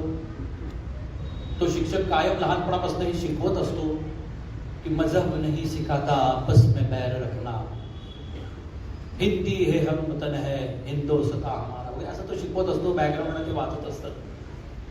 तरीही नमाजाची वेळ झाली की तो वरांड्यामध्ये एकटा नमाज पडत असतो. मग हे कुठंतरी छोटासा हिंदू मुलगा ते बघत असतो की कसे आहेत माझे शिक्षक अमुक तमुक, आणि त्यांचा मुलगा दहशतवादी म्हणून मारला जातो. मग त्यांच्या डोळ्यातले अश्रू, मग तो ते बघतो, हे होतं आणि मग त्याच्यावर खूप परिणाम होतो. आणि मग तो सिस्टीम, तुम्ही एक बघा, संबंध सिनेमा सिस्टीमच्या विरोधात त्यांनी काय केलं. तिथं प्रशासन राबवू इच्छिणारी जी सिस्टीम आहे ना, तर त्याच्याशिवाय कसं होऊ शकेल. की आहे म्हणून तर आज काय जे आहे ते आहे. पण त्यांच्या विरोधात मी जे झालो, मग त्याची ती एक कोणीतरी प्रेयसी असते. मिशन काश्मीरमध्ये तसंच आहे ना, प्रीती जिंटा आणि ऋतिक रोशन, की तो जातो पाकिस्तानमध्ये शिकून येतो आणि मग तो पुन्हा त्या दूरदर्शन मधल्या एका गाण्याच्या निमित्ताने तिला भेटतो आणि मग तो ते सगळं सांगतो. आणि मग त्याला ते कुठले तरी 2 डोळे आणि ती कानटोपी दिसत असते जी इकडनं अशी शिवलेली असते, त्याचा एक रेफरन्स असतो. आणि जे ज्यांनी केलेलं आहे त्याच्याच घरामध्ये तो लहानाचा मोठा झालेला असतो, संजय दत्तच्या. आणि मग ते त्याला शेवटी कळतं. आणि मग हे सिनेमा मस्त कथानकात बांधलेला असतो, पण अतिशय पद्धतशीरपणे थ्रेड्स सोडून दिलेले असतात. संबंध चित्रपटाच्या याच्यामधनं जर आपण प्रश्नोत्तर केली तर मग ते सगळेजण ती लव्ह स्टोरी सांगतील आपल्याला. आणि मग तो असा बनतो कशामुळं? पोलिसांच्या अन्यायामुळं. पोलीस त्याच्या आई वडिलांना मारून टाकतात. पोलिसांनी असं केलेलं आहे. फना नावाचा एक सिनेमा आहे, त्याच्यामध्ये असंच काजोल दृष्टीहीन घेतलेली असते, अंध असते. आमिर खान नावाचा नट असतो, तो असाच कुठेतरी अन्याय झालेला असतो, तो दहशतवादी बनलेला असतो आणि तो काही कारवाया करण्यासाठी. हे सगळे सिनेमे बरोबर त्या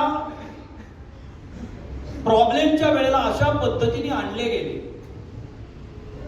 त्याच वेळेला वर्तमानपत्र हे सगळं फक्त हे त्रिशूल सारखं असतं. त्रिशूल सिनेमा ज्या वेळेला चाललेला असतो त्यावेळेला साहित्यांमधनं सुद्धा ते असतं, त्यावेळेला नाटकांमधनं सुद्धा हे येत असतं. पण व्यावसायिक हिंदी नाटक इतकं प्रचलित नसल्यामुळे आपल्यापर्यंत अशा गोष्टी पोहोचत नाही. परंतु नॅशनल स्कूल आता एका शिक्षण संस्थेचा प्रमुख म्हणून नियुक्त झाल्यानंतर सुद्धा खूप जबाबदारीने मी हे बोलतो आहे की खूप पद्धतशीरपणे ब्रेन वॉशिंग केलं जातं. त्यांची आंदोलनं असतील, त्यांचे भूक हडताल असतील, खूप पद्धतशीरपणे वेगळ्याच आंदोलनासाठी, वेगळ्याच टेम्परामेंटसाठी त्यांना घडवलं जातं. आणि त्यांचं नाटक, त्यांची पथनाट्य, त्यांच्या कविता, त्यांची संहिता या त्यासाठी वापरल्या जातात किंवा त्या त्याच पद्धतीने बनाव्यात यासाठी वर्षानुवर्ष तिथे 6व्या वेतन आयोगातला पगार घेणारे प्राध्यापक काम करत असतात. आणि ज्या वेळेला तो पूर्ण तयार होतो त्यावेळेला मग तो आंदोलन करतो. चित्रपटाच्या याच्यामधनं सुद्धा खूप पद्धतशीरपणे हे नॅरेशन केलं गेलेलं असतं. जे या नॅरेशनला छेद द्यायला सुरुवात ही ज्या वेळेला पॉलिटिकल सिस्टीम बदलायला लागली त्यावेळेला त्याचा छेद द्यायला सुरुवात झाली. मग एअरलिफ्ट पासून ते बेबी पर्यंतचे खूप पेट्रिऑटिक सिनेमे भर यायला लागले. ते येऊ इच्छित होते का? तर त्यावेळेला चित्रपट करते होते ना. पण ते सिनेमे चालतील अशा पद्धतीने त्याचं ज्याला आपण म्हणतो ग्राउंडच तयार होत नव्हतं. ज्या वेळेला शेवटी हा व्यवसाय आहे, निर्मात्यांच्या हे लक्षात आलं की अरे पॉलिटिकल सिस्टीम मध्ये जर एकाला 20 वर्ष बदनाम केल्यानंतर सुद्धा जर देशभरामधनं त्याला 50% वर मतं पडून तो जर पंतप्रधान होत असेल, अशी व्यक्ती जर पंतप्रधान पदावर येत असेल, कारण 20 वर्षापासून त्यांच्यावरही त्या घटनेवरतीही सिनेमे निघाले, नाटक निघालं, वेगवेगळ्या कोर्ट केसेसवरती नाटकं तयार झाली, शॉर्ट फिल्म्स झाल्या. गोधरा दंगलीवरती झाली, गोधरा हत्याकांडावरती काही झालं नाही, त्याच्यावरती आत्ता सिनेमा आला साबरमती फाईल्स. तो यायलाही किती वेळ लागला बघा. तेव्हा नाही कोणी साबरमती फाईल्स काढले, तेव्हा सगळे या पद्धतीचे. मग तो देव नावाचा सिनेमा असेल, गोविंद निलाहानींनी केलेला. त्या देव नावाच्या सिनेमात काय, फरदीन खान नावाचा नट असतो आणि ते जे बेकरी प्रकरण आहे त्या बेकरी प्रकरणावरती ते संपूर्ण कथानक बेतलेलं आहे. आणि हेच की पोलिसांनी हे केलं, पोलिसांनी त्यावेळेला डोळेझाक केली, त्यानंतर एक विशिष्ट ग्रुप आला आणि त्यांनी दंगल करायला सुरुवात केली. सिनेमाचे दृश्य खूप परिणाम करतात. सिनेमाच्या दृश्यामधल्या जाळपोळी, सिनेमाच्या दृश्यामधले बलात्कार, सिनेमाच्या दृश्यामधल्या दंगली, काय पद्धतीने तुम्ही चित्रित करता त्याचा खूप परिणाम होतो. पण तरीही 20 वर्ष याच्यावरती काम केल्यानंतर सुद्धा 14 वर्ष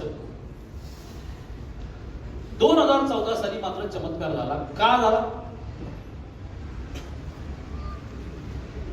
तर जनमानसातनच एक वेगळं नॅरेशन आपलं एकमेकांच्या समविचाराने तयार होतं. त्याला अनेकांचे हातभार लागलेले आहेत, अनेक प्रचारकांचे हातभार लागलेले आहेत, अनेक व्याख्यात्यांचे हातभार लागलेले आहेत, पण साहित्य, कलाकृती, नाट्य आणि चित्रपटातनं मात्र त्याला हातभार लागला नाही. कारण तोपर्यंत किंवा आजही त्यांची इकोसिस्टीम ही डॉमिनेटिंग आहे. पण तरीही त्याचा कंटाळा आला शेवटी प्रेक्षकाला. कारण समोर दिसताना वर्तमानपत्रात सुद्धा की शेवटी न्यायालयाचे निकाल हे वर्तमानपत्रात जे निकाल दिले ते छापावे लागतात ना. भले तुम्ही छोट्याशा चौकटीत छापले असतील पण तेच छापावे लागतात. की एसआयटीनी त्यांना कुठलाही त्यांच्यावरती दोष नाही अशा पद्धतीने त्यांना मुक्त केलेलं आहे हे छापून आलं ना, हे घडलं ना. आणि मग ज्या वेळेला 2014ला अशा पद्धतीने एक राजकीय सिस्टीम, मी राजकारणावरती बोलत नाहीये कारण आपला आताचा जो कोर श्रोता वर्ग आहे तो असं मानणारा आहे असं मला वाटतं की राजकारण ही एक गोष्ट आहे. ज्या पद्धतीचं आपण काम करतो आहोत त्या कार्यामधलं राजकारण हे सांगितल्यानंतर करण्याची गोष्ट आहे, अन्यथा आपलं काम फार वेगळं आहे. म्हणून मी खूप ब्लंटली हे बोलतो आहे.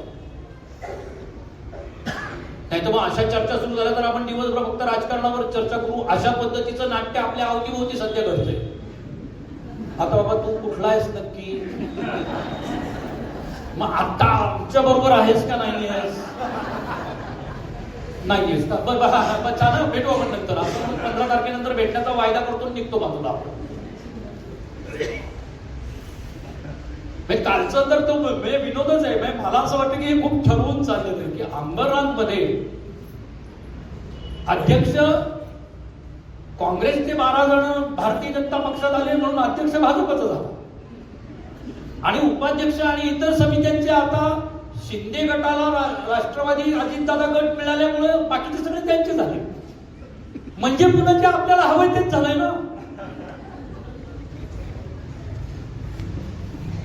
तर तो जो विनोद आहे त्याच्याकडे आपण आता लक्ष द्यायला नाही. ते नॅरेशन खूप वेगळं आहे, त्याबद्दल मी बोलणार नाही. पण पॉलिटिकल सिस्टीम बदलल्यानंतर कलाकृतीकडे बघण्याचा निर्मात्यांचा दृष्टिकोन बदलत नाही.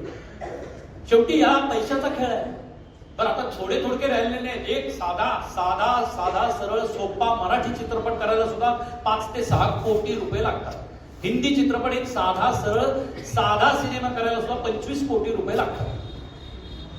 तर तो विचार करून त्या पद्धतीने त्याच्यामध्ये इन्व्हेस्ट करा आणि शेवटी याच्यामध्ये इन्व्हेस्टच केले जातात.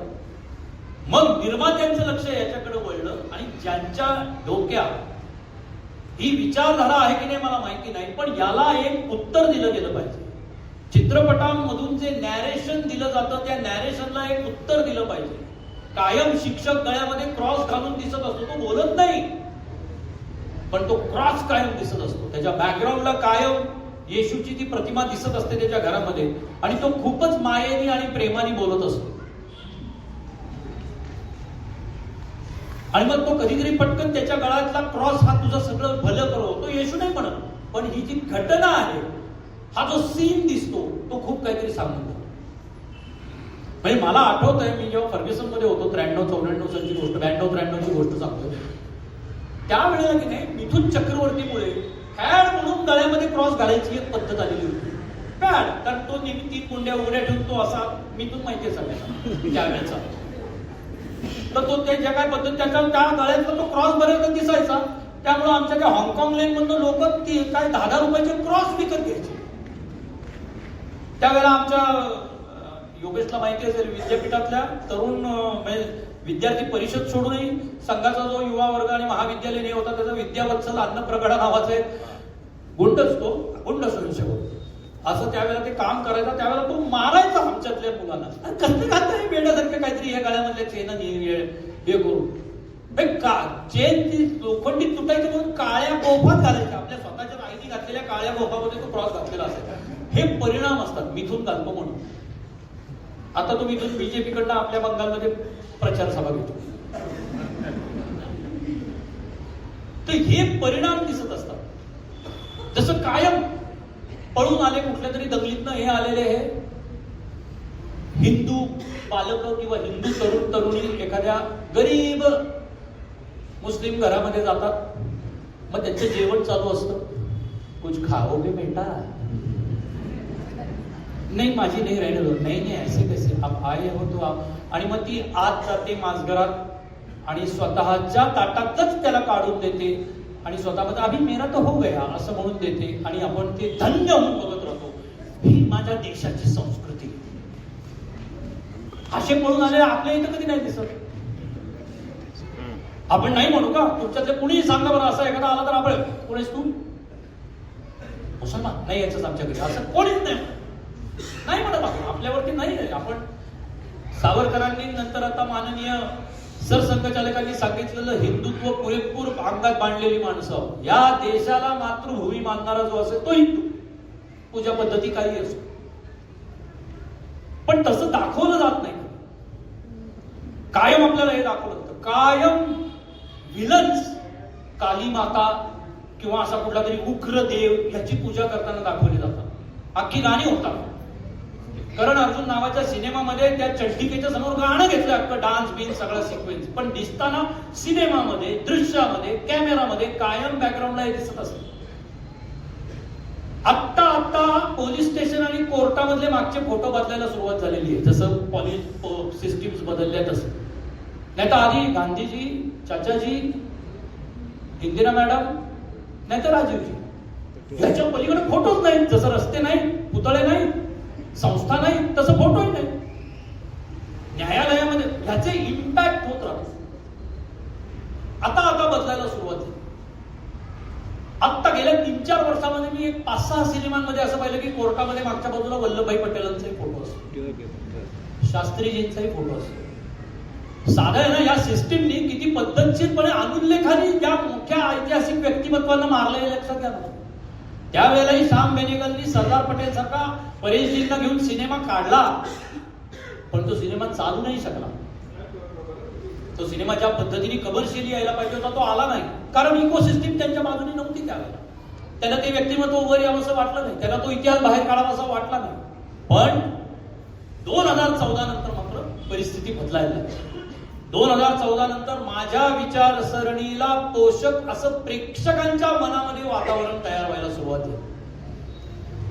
चित्रपटकर्त्यांमध्ये कदाचित असेल आणि व्यावसायिक दृष्ट्या त्यांना काय जे चालते ते वाजवणार, पण चांगले सिनेमे, चांगला इतिहास सांगणारे सिनेमे, खरा इतिहास, आता पुन्हा खरा का खोटा हे सगळे ठरवतो. हे व्यक्ती सापेक्ष आहे.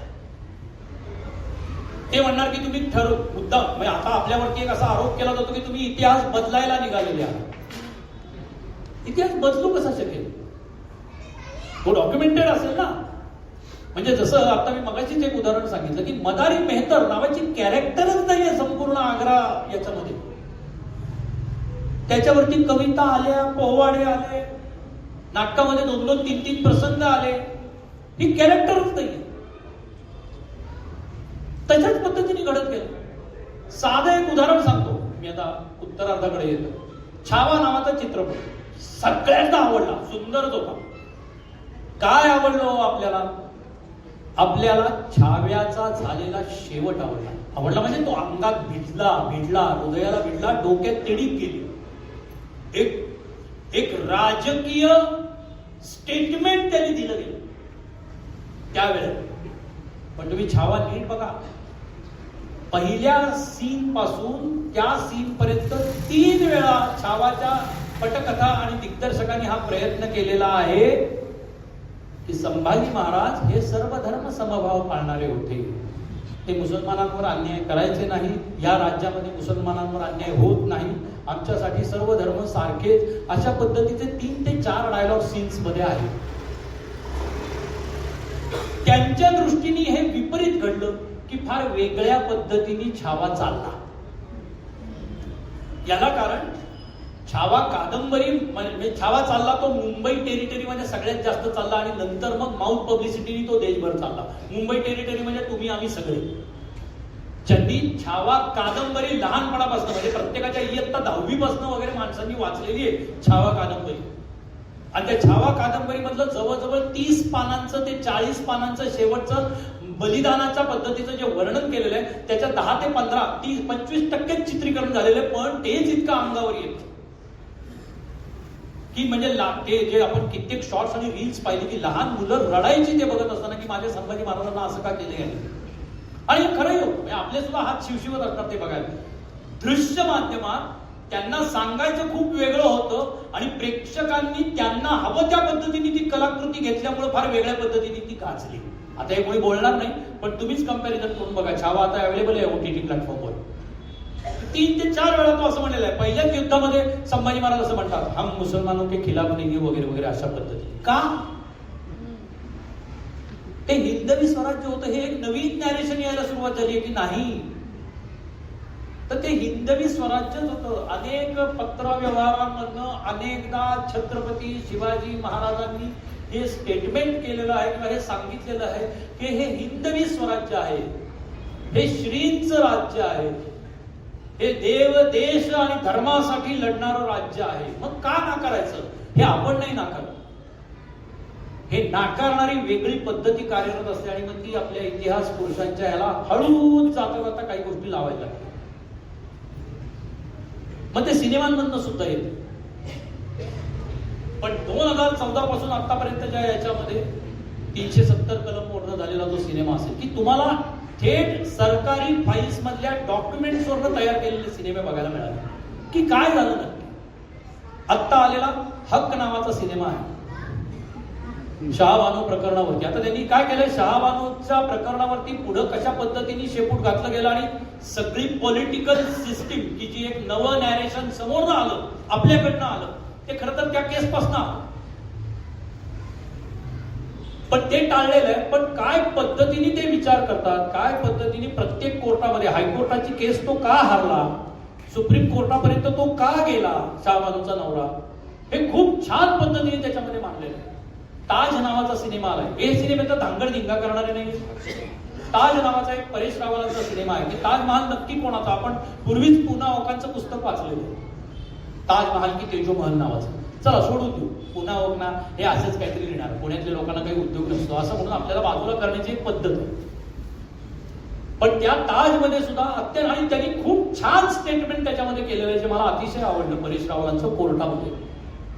की म्हणलं हे ते तिथं तुम्ही बांधून तिथं मंदिर नका सुरू करू. अरे पण हे ऍक्सेप्ट करा की आक्रमकांनी ह्या आमच्या मॉन्युमेंट्स, आमच्या अभिमानाच्या गोष्टींवरती मुद्दामून भ्रष्ट करायचं म्हणून घाला घातलेला आहे, हे मान्य तर करा. आत्ताच्या पिढीमध्ये आम्ही अजिबात म्हणून ते डिमॉलिश करा आणि तिथं नवीन उभं करा, पण ते मान्यही करायला तुम्ही तयार नाही. तुम्ही त्याच्यासाठी कोर्टात जाता, आंदोलनं उभी करता, असं सांगणारा तो सिनेमा आहे. आणि नंतर आत्ता ज्यांनी चित्रपट व्यवसायाची गणित बदलायला सुरुवात झाली तो चित्रपट म्हणजे धुरंधर. म्हणजे त्या सिनेमा तसं बघायला गेलं तर तो एक तद्दन व्यावसायिक सिनेमा आहे. माझा त्या दिग्दर्शकाच्या बरोबर काम केल्याचा अनुभव असल्यामुळे मी सांगू की त्यांनी का नाही तो चित्रपट चालावा म्हणूनच केला असणार ना. पण त्या सिनेमात ऐतिहासिक घटनांची पेरणी ज्या पद्धतीने केलेली आहे ना, त्या प्रत्येक वेळेला आपल्यातला नॅशनलिस्ट प्रत्येकाच्या मनात एक राष्ट्रवादी भावना असतेच असते की माझ्या देशावर अशा पद्धतीने घाला घातला. म्हणजे सिनेमा किती परिणाम करतो की त्यावेळेला जे ते खोट्या चलनाचे त्या प्लेट्स इकडून तिकडे गेल्या वगैरे तो जो दृश्य होता ना, तर अस्वस्थ झालं. म्हणजे मी फील केलं त्यावेळेला माझ्या संबंध त्या थिएटरमध्ये ऑडिटोरियम मध्ये की अस्वस्थ झाली होती. 100-150 माणसं होती की अरे काय म्हणजे कुठे देश विकायला निघालेला होता तुम्ही. बरं याचे सगळे लेखी पुरावे आहेत, केसेस आहेत, चौकशा चालू आहेत, समित्या नेमलेल्या आहेत, त्याचं सुद्धा पब्लिक डोमेन मध्ये यातले कित्येक कागदपत्र आहेत. तो सिनेमा लोकांनी उचलून धरला. पहिले 8 दिवस त्याच्यावरती खूप पद्धतशीरपणे समोरच्या इकोसिस्टीम मधून टीका सुरू झालेली होती. तो सिनेमा चालेल का नाही याबद्दल शंका. 8च दिवसांनंतर संपूर्ण गल्फ मधनं आणि पाकिस्तान मधनं त्या सिनेमावर बंदी घातली गेली, जिथं की हिंदी सिनेमा खूप चालतो असा एक गैरसमज आहे हे धुरंधरनी सिद्ध केलं. सिनेमा भारतीय मातीने चालवला, भारतीय प्रेक्षकांनी चालवला. ही तुमची, मी एक इकडच्या बाजूचा आहे म्हणून मी म्हणणार नाही मी माझी, पण ही तुमची ताकद आहे लक्षात ठेवा की तुम्हाला हवं तो सिनेमा चाललाच पाहिजे. हो अरे मला वाटतो हा माझा आपला सिनेमा आहे. लोक आता म्हणजे कित्येक जण म्हणजे त्याच्यासारखा चतुर कमर्शियल दिग्दर्शक नाही की त्यांनी सांगतानाच सांगितलं की मार्च मध्ये माझा दुसरा भाग येणार आहे. सगळेजण आतुरतेने वाट पाहतात की आता दुसरा भाग कुठपर्यंत आला, त्याच्यावरती पैसा लागलाय की तो साहेबजी म्हणजे नक्की कोण आहे, दाऊद आहे का आणि कुणी. तर ही सिनेमाची ताकद आहे आणि हे नॅरेशन आपल्या पद्धतीने पोहोचत जातं. आणि हे फक्त सिनेमांमुळे होत नाही, हे आजूबाजूला चालू असलेल्या सर्व गोष्टींचा परिणाम प्रेक्षकांच्या मनावर होत असतो. जसं की गेल्या 5 वर्षामध्ये न्यूज चॅनल नावाचं जे एंटरटेनमेंट चॅनल्स आपल्या पुढे सुरू आहेत, त्याचा फोलपणा आपल्याला जाणवल्यामुळे आपण ते फारसे बघणं बंद झालं. नाहीतर पूर्वी एखाद्या गोष्टीवर विश्वास ठेवण्याची साधनं कुठली होती तर न्यूज चॅनल आणि वर्तमानपत्र. पण ज्या वेळेला आपल्याला कळायला लागलं की अरे मालकाप्रमाणे यांच्या दोऱ्या हलतात आणि हातवारे हाय व्हायला सुरुवात होते, अशी असलेली वर्तमानपत्र आणि न्यूज चॅनल्स की जे विकले गेलेले आहेत, जे स्पॉन्सरसाठी काहीही करू शकतात, अशा पद्धतीचे न्यूज चॅनल्स हे आपण जेव्हा बघायला लागलो त्यावेळेला आपण करमणूक म्हणून बघतो. तरीही त्यातला हे आपण सांगितलंच पाहिजे, कारण की माझ्या विचारसरणीच्या पद्धतीने काम करणार. आजही इंडिया टीव्ही हा मात्र ऑथेंटिक बातम्या देतो आणि तो बघितलाच पाहिजे. म्हणजे आजही माझी सकाळ ही वर्तमानपत्र न वाचता आदल्या दिवशीचा 10चा जो रजत शर्माचा शो असतो म्हणजे न्यूज इंडिया टीव्हीवरचा, तो बघण्याचीच होते की त्यांनी जेणेकरून राष्ट्रीय पातळीवरच्या सर्व गोष्टींचा अंदाज आपल्याला येतो. हे केलं पाहिजे. जसं आपण न्यूज चॅनलकडे पाठ फिरवली तसंच सिनेमाचा सुद्धा साधक बाधक विचार करून आपण सिनेमा पाहिला पाहिजे असं मला वाटतं. आणि त्या सिनेमावर चर्चा केली पाहिजे. घडतं काय माहितीये का, आपण सिनेमा बघतो, सोडून देतो, त्याच्या दृश्यांचा आपल्या आजूबाजूच्या लोकांवर आणि आपल्या संबंधितांवर काय परिणाम झाला याचा आपण विचारच करत नसतो. तर तो केला पाहिजे असं मला वाटतं. आणि दुसरा, आपली विचारसरणी, संघाची विचारसरणी ना, मी नेहमीच संघ, मी आता संस्कार भारतीचा तर उपाध्यक्ष आहे महाराष्ट्र प्रांतात. आपण सगळे याचं भाबडे प्रेक्षक आहोत हा आरोप आहे. आपण त्या कलाकृतीला क्रिटिसाइज नाही करत. जोपर्यंत आपण त्या कलाकृतीला क्रिटिसाइज करण्याच्या पोझिशन मध्ये येत नाही तोपर्यंत आपण त्या कलाकृतीचा अभ्यास करतो हे सिद्ध होत नाही. त्या कलाकृतीचा अभ्यास याचा अर्थ त्याच्या अवतीभोवतीचं, त्या स्क्रीन प्लेचं, त्याच्याबद्दलचं हे आपलं म्हणून मत तयार व्हायला पाहिजे आणि दुसऱ्याबरोबर डिस्कस केलं पाहिजे. या क्षेत्रातला असल्यामुळे मी सांगतो की आता साधं आहे. रणदीप हुडानी केलेला सावरकरांवरचा सिनेमा, सावरकरांवरचा सिनेमा 80% अंधारात येतो सिनेमा. 80 डोळे फाट फाडून बघावं लागतं. मग त्याच्यावरती आपणच आपलं उत्तर शोधतो. नाही बजेट नसेल ना, हे आपण सावरकर प्रेमापोटी आणि आपल्यावर झालेल्या संस्कारांपोटी बोलतो. भाबडेपणी जाण्यापेक्षा जर आपण क्रिटिसाइज केलं तर पुढच्या वेळेला आपल्या विचारसरणीच्या कलाकृतींची क्वालिटी बेहतर होत जाईल, वाढत जाईल. चांगले रंगकर्मी, चांगले चित्रपटकर्ते येतील, आलेले आहेत.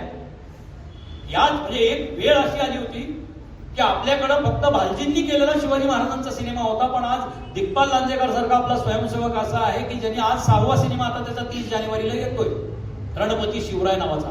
आम्ही त्याचं प्रमोशन नाही करत आहे.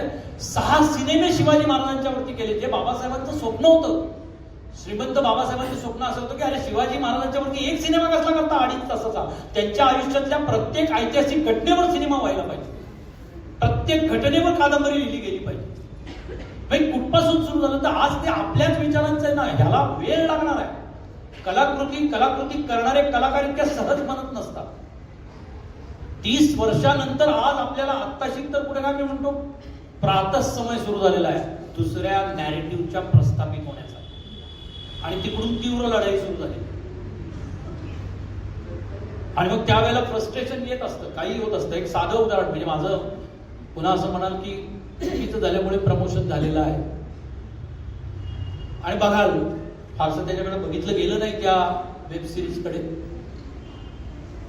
केसरिया @100 नावाची वेब सिरीज केलेली, संघाची आहे, संघाचा इतिहास सांगणारी आहे, वगैरे वगैरे सगळं मान्य आहे. कोणी अभ्यास केलाय त्याच्यावर? श्रीरंग गोडबोले, विभावरी देशपांडे. कोण आहेत हे? ज्यांनी कालपर्यंत संघाच्या विचारसरणीची, संघातल्या स्वयंसेवकांची, संघाच्या कार्यकर्त्यांची टवाळी केली, टवाळी. आणि तशाच पद्धतीने ती सिरीजही आहे. हातात काही येत नाही. आपण तर आपल्याला तर सगळं लहानपणापासून माहिती असणार. डॉक्टरांच्या प्रसंगात काय झालेलं होतं, वर्ध्याच्या शिबिरामध्ये गांधीजी गेले तेव्हा काय झालेलं होतं, काय बोललेले होते, वगैरे वगैरे वगैरे सगळं. पण ज्यांना काही माहित नाहीये त्यांनाही काही कळणार नाही अशा पद्धतीने त्यांनी शूट केलेलं आहे. पण एक कलाकृती वाया गेली ना, याबद्दल बोललं पाहिजे असं मला वाटतं. जसं मी बोलतोय तसं तुम्ही ती बघा, अनुभव घ्या. पहिल्या 2 एपिसोडमध्ये नाही कंटाळला तर पुढच्या कुटुंब मेळाव्यामध्ये येईल तेव्हा मला बोला, सोमन तुम्ही चुकीचं बोलला बरं का, आम्ही 4-5 एपिसोड पाहिले, मस्त. भाबडेपणा घेऊन नाही जायचं, पण तल्लक बुद्धीनी बुद्धीच्या कसोटीवरती घासून बघायचं. तर हेही आता उलट एक हे व्हायला लागलं. या आक्रमणाला सुद्धा आपण अत्यंत सावधपणे, आपण म्हणजे मी एक रंगकर्मी आणि चित्रपट अभिनेता वगैरे म्हणून मी याला तोंड दिलं पाहिजे असं मला स्वतःला वाटतं. की आता काय झालेलं आहे की आता यांना कळलंय की अजून 20-25 वर्ष तर हे डॉमिनेशन तसंच राहणार आहे राजकीय पातळीवरती.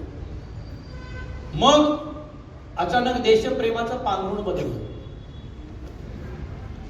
म्हणजे आता तर कित्येकदा असं वाटतं, जसं आपण म्हणतो ना, नया नया हे ज्यादा जोर से नमाज पडता है, 5 दफा पडता है. तसं शताब्दीच्या वेळेला ज्या वेळेला मी जवळजवळ 3 वर्षांनी उभं राहिलो होतो संचलनाला, वेगळ्या वेगळ्या कारणाने, पण यावेळेला ठरवलं होतं उभं राहायचं. तर ज्या वेळेला मी जेव्हा माझ्या अवतीभोवती पाहिले, म्हणजे माझ्या परिचित असलेले सगळे स्वयंसेवक तर मला दिसतच होते, पण जे मी पाहिले त्यावेळेला म्हणतो अच्छा आता असंही होणार आहे का, तुमच्या लक्षात आलं असं. तर आता हे होणार आहे, हे होणार आहे म्हणूनच आपण सावध राहायचंय. आपण काय कुणाला, आपली दारं सगळ्यांना उघडी आहेत, आपले विचार ओपन आहेत. ज्या पद्धतीने मी आता बोलतोय तसंच आपण आपले विचार बोलत असतो, कारण आपल्या विचारांवरती ठाम विश्वास असतो आणि हेच विचार चिरकाली आणि शाश्वत आहेत हे आपल्याला माहिती असतं.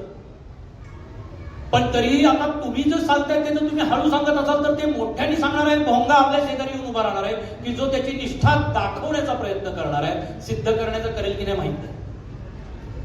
हे आमच्या कलाक्षेत्रातही आता होणार आहे. वेगवेगळ्या पद्धतीने हे सगळं येणार आहे. अचानक लोकांना कदाचित मोदींवर सुद्धा वेब सिरीज करायची वेळ वाटेल, वाटणारच, करतील. पण ती कोण करताय, ती का करताय, त्याचे इतर परिणाम काय होणार आहे हे आपण पाहिलं, हे आपल्याला लक्षात घेतलंच पाहिजे. आणि आपण अत्यंत सावध, वेल नोन, वेल रेड आणि व्यवस्थित विचार करणारे प्रेक्षक व्हायला पाहिजे असं मला वाटतं. अन्यथा काय होईल, या येणाऱ्या संधीमध्ये आपल्याला कळणारच नाही की आपल्या हातून आपलं नॅरेशनच समोरनं सांगायला सुरुवात झालेली आहे आणि आपण पुन्हा मोकळे बोंगळे झालेलो. आणि मग पुन्हा जेव्हा वेळ येईल त्यावेळेला पलटवार व्हायला सुरुवात होणार आणि आपल्या हातातनं ही संधी गेलेली असेल. सो प्रेक्षक म्हणून तुमची ताकद ही आहे की एखाद्या कलाकृतीला नाकारायचं, एखाद्या कलाकृतीला क्रिटिसाइज करायचं आणि एखाद्या कलाकृतीला डोक्यावर घ्यायचं. हे कलाकृती तुमच्या समोर पेश झाल्यानंतर करण्याचा अधिकार आणि करण्याची क्षमता ही तुम्हा सगळ्यांकडे आहे. आणि तो मोठा समाज आता तयार व्हायला लागलेला आहे. मग तो वेगवेगळ्या पॉडकास्ट मधून, वेगवेगळ्या रील्स मधून, वेगवेगळ्या याच्यामधून त्या कलाकृतीबद्दल चहूबाजूनी ज्या पद्धतीने विचार होत असेल तो बघितला पाहिजे, त्याच्यावरती चर्चा केली पाहिजे. अनेक पॉडकास्ट आता आहे, म्हणजे आपले सुद्धा इन्फ्लुएन्सर्स आता यायला लागलेले. हे जाणलं पाहिजे की कुठल्या विचारसरणीचा इन्फ्लुएन्सर आहे.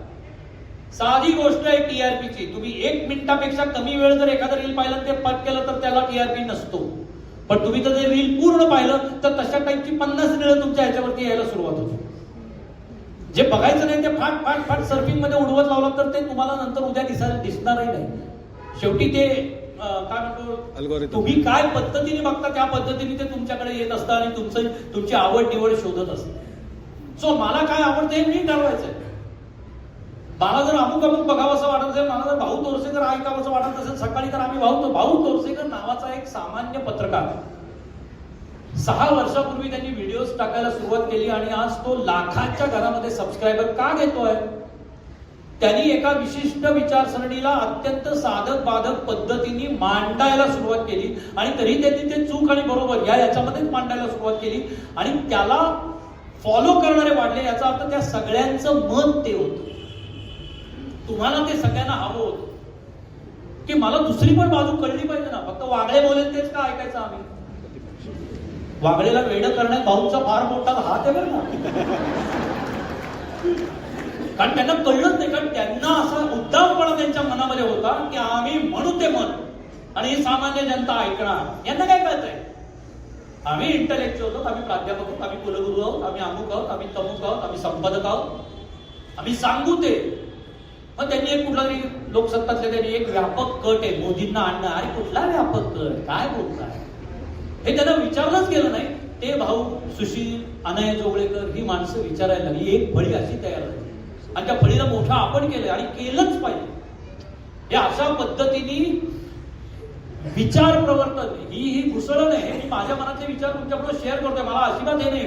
तुम्ही त्याच्यावर पुन्हा विचार करा आणि तुमचं मत ठरवा. आणि पटत नसेल तर बाजूला करणार नाही बाबा, मला नाही पटत, चालू शकणार आहे. पण हे असे विचार वेगवेगळ्या व्यासपीठावरती आले पाहिजेत, मांडले गेले पाहिजेत आणि ते ऐकून त्याच्यावरती आपलं मत ठरवलं पाहिजे. आणि ते ओपनली, जसं धुरंधर, कारण तुमच्या खिशात पैसे होते, तुम्ही तो पिक्चर बघितला, तुम्ही तो 2दा बघणार, तुम्ही तो 3दा बघणार, तुम्ही तो 10 जणांना सांगणार बघायला. हे जसं तुमच्या हातातलं तुमचं शस्त्र आहे. तुम्ही हा जो हे आहे ना फार महत्वाचा आहे. तो तुम्ही ज्या वेळेला एक मतानी, एक विचाराने ठामपणे प्रेक्षक म्हणून, वाचक म्हणून उभा राहील, त्यावेळेला पुढे चालणारी जी 10 वर्षाची लढाई आहे, जी राहणार आहे आणि ती तीव्र होत चालणार आहे हळूहळू. कारण त्यांची ती काय बिळात जाण्याची एक बिळं बंद व्हायला लागलीत आता. त्यामुळे ते पुन्हा बाहेर येणार आहेत आणि ते उफाळून बाहेर येणार. सो त्यावेळेला जर हा आम्ही नावाचा जो एक समूह आहे, जो एका राष्ट्रीय विचारसरणीशी बांधला गेलेला आहे, तो समूह जर एक म्हणून उभा राहिला तर ही लढाई लढणं फार सोपं जाणार आहे. जिंकणं बिंकणं फार दूरचं आहे, पण लढाई लढणं फार महत्वाचं असं मला वाटतं. आणि ही आपल्या सगळ्यांची लढाई आहे. आणि कलाकृतीतल्या लढाईमध्ये मी एक तुमच्यातनं इकडच्या बाजूला आलेला शिपाई आहे. मला शस्त्र, मला बळ, विचारांचं बळ, पाठीवरच्या हाताचं बळ हे तुम्हा सगळ्यांमुळे मिळणार आहे. आणि त्यामुळे ही लढाई लढण्याची शक्ती ही दिवसेंदिवस वाढत जाणार आहे, जेवढी ती लढाई तीव्र होत जाणार आहे. आणि त्या सगळ्याचे साक्षीदार, साथीदार तुम्ही असाल अशी अपेक्षा व्यक्त करतो आणि माझं बोलणं थांबवतो.